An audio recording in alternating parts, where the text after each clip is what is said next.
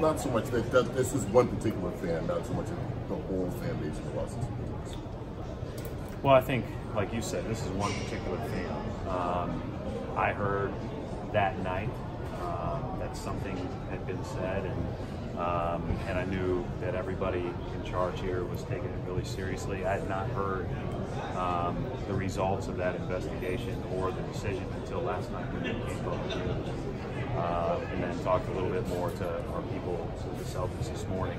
Listen, it's disappointing anytime there's a negative fan interaction. Most of fan interaction that I've been a part of is what I would say is 99% of it's,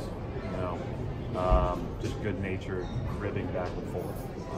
But there's no doubt that this isn't the first time that a fan crossed the line. It's not the only time this year, obviously, in the NBA, and those are disappointing things. And so, hopefully, it's it's a reminder for everybody here and everywhere else. Cheer for your team, cheer loudly, enjoy it, and hopefully appreciate the guys on both sides. Brad, it's a special evening tonight. What are your thoughts on the Celtics honoring Andrew Smith? Yeah, that means a lot to me. But Dave Hoffman has led the charge with that. The Celtics. Project 44 is the lapel pins that we'll be wearing. Actually, next week the Pacers are doing the exact same thing in Minneapolis. That was established to honor Andrew Smith, who played for us at Butler, and really to increase awareness for the National Bone Marrow Registry. It's already been responsible for 3 matches, which in essence saves 3 lives. And the goal started with saving 44 lives. As I just said on my radio show, I think once we get to 44, we'll create a new goal. And hopefully everybody can not only enjoy that, but sign up and participate in that. The most unbelievable part of the story, I think, is having a chance to coach Andrew and then being there with him as he was dying, and how he wanted to help others. And then the very first match was one of his teammates. And so pretty cool stuff and pretty emotional stuff. And I'm glad the Celtics are doing that. It means a lot.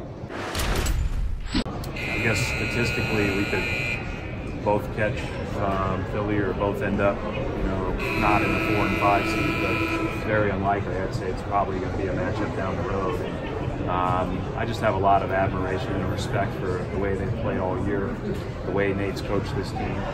And, if you take a play off, they're going to beat you because they don't beat themselves. They're extremely physical, extremely tough. And as I said yesterday, I like the fact that 6 of our last 7 games here are against teams that are literally fighting for playoff.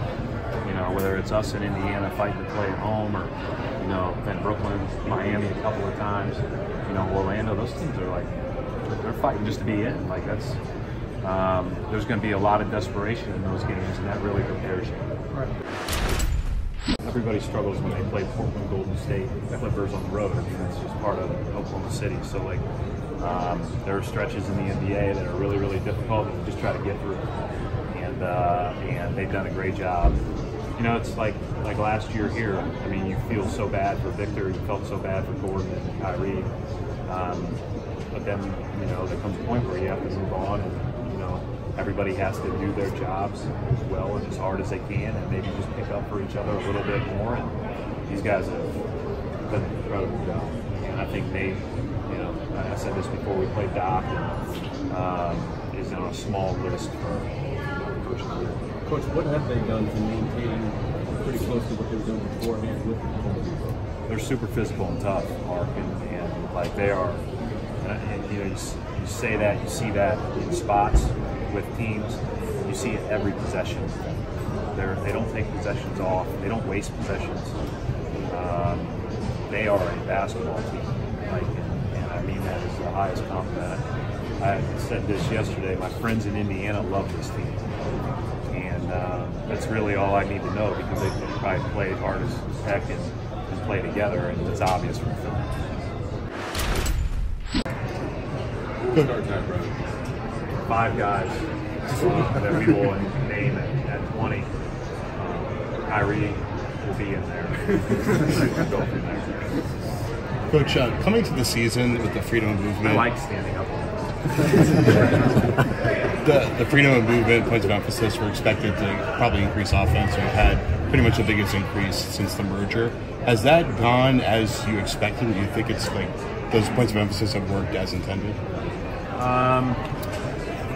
I think that like any other time, they're called very tightly at the beginning of the year, and you see moments in games where it's not quite called as tight, it gets more physical, but for the most part, I think they've done a really good job of sticking with all those things. And